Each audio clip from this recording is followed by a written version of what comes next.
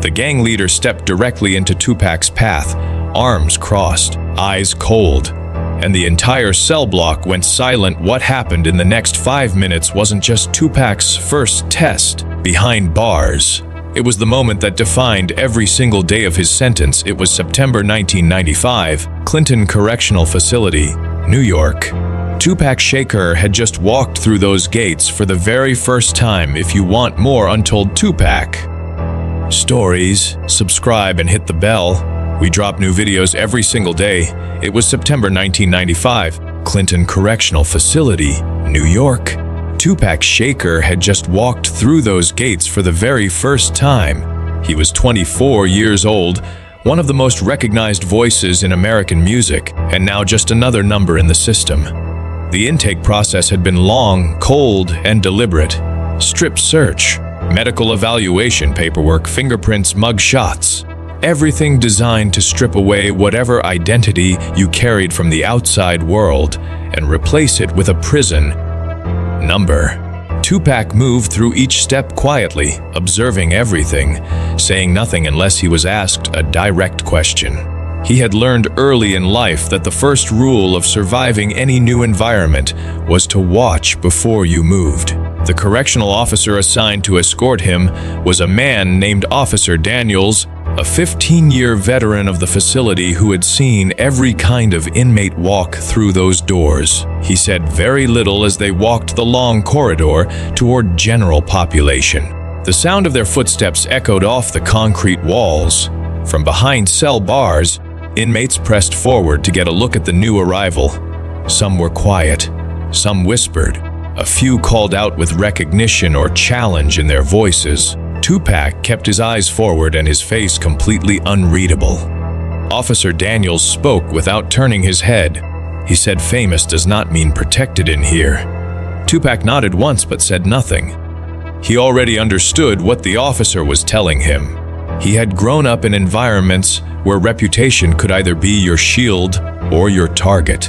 Prison was no different, just a smaller world with higher stakes. They reached cell block D and Daniels punched in the access code.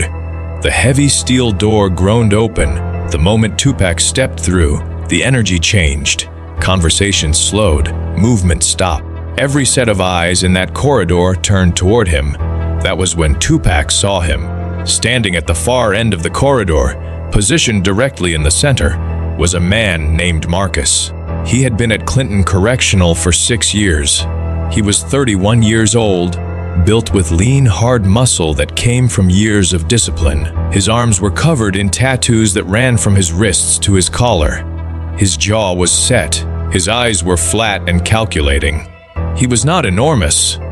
His weapon was something different. It was the absolute certainty in every movement. He made that in this corridor, in this block. He was the authority. Every inmate in that hallway already knew it. Marcus stood with his arms crossed and watched Tupac approach. He was not performing for the crowd. This was establishment of order, and every man in that corridor understood the purpose. Officer Daniels said, "Marcus, step aside." Marcus did not move. He looked past Daniels directly at Tupac and said, "So you are the famous one." Tupac held his gaze and said nothing. Marcus said, "Everyone who walks through that door thinks their outside life means something in here? It does not." Daniels stepped forward and said, "This is your final warning." Marcus slowly stepped aside, but his eyes never left Tupac. As Tupac passed him, Marcus said quietly, "Welcome to Clinton. Let us see what you are made of." Daniels moved Tupac to his assigned cell, where his cellmate Jerome was reading. After the officer left, Jerome said without looking up, "That was Marcus." Tupac said he figured. Jerome said, "Marcus has been the authority on this block for 4 years. He does that with every new inmate who comes in with a name from the outside." Tupac asked what happens if someone disagrees. Jerome finally looked up from his book and said, "Then they find out what Marcus is actually capable of, and nobody has ever come out of that looking good." The next 2 days passed without direct incident. Tupac observed everything. He learned the rhythms of the block, who moved where and when, what the unwritten rules were. On the 3rd morning in the yard, Marcus approached Tupac directly. No crew, no performance. He walked up and stopped 4 feet away. Within 30 seconds, every inmate in that yard had quietly oriented themselves to watch. Tupac kept his posture relaxed but did not look away. Marcus said he had been watching him for 3 days. He said most people with a reputation from the outside make one of 2 mistakes. They either act like they are still whoever they were out there, or they try so hard to prove they belong in here that they become someone unrecognizable. He said Tupac had not made either mistake, and he wanted to know why. Tupac looked at him steadily and said, "Because I am neither of those things. I am just a man doing his time." Marcus was quiet. Then he said, "That is either the smartest thing I have heard someone say in their first week here, or it is the performance of someone who knows exactly what they are doing." Tupac said maybe it is both. Something shifted in Marcus's expression. It was not warmth. It was the particular kind of respect that one calculated mind gives to another when it recognizes its equal. Marcus looked at him one long moment and then said, "We will see." He turned and walked back across the yard. Every inmate watching went back to whatever they had been doing. Tupac stood at the fence for another minute, then walked to the pull-up bar and began his workout like nothing had occurred. The story of Tupac Shakur's first 72 hours at Clinton Correctional spread through every cell block in that building within a week. Not because there had been a fight, not because anything violent had occurred, but because a man who had walked in as a target had walked out of every test. Those 3 days presented with something that no amount of intimidation could manufacture: genuine composure. Marcus never became Tupac's ally, but he never became his enemy either.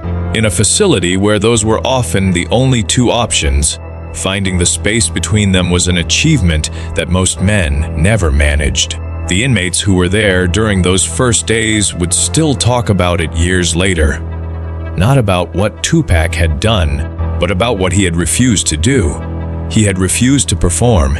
He had refused to submit. He had refused to let the pressure of 100 watching eyes turn him into something he was not. In an environment specifically designed to break down identity, Tupac Shakur had walked through that door and remained exactly himself. And in Clinton Correctional in September 1995, that was the rarest and most powerful thing anyone had ever seen. If you want more untold Tupac stories, subscribe and hit the bell. We drop new videos every single day. Drop your thoughts in the comments below. What would you have done in Tupac's position on that first day? Would you have talked your way through it, or handled it differently? Every story we tell is built for people who believe that real strength is not always what you see on the surface. If that is you, you are in the right place. We will see you in the next one.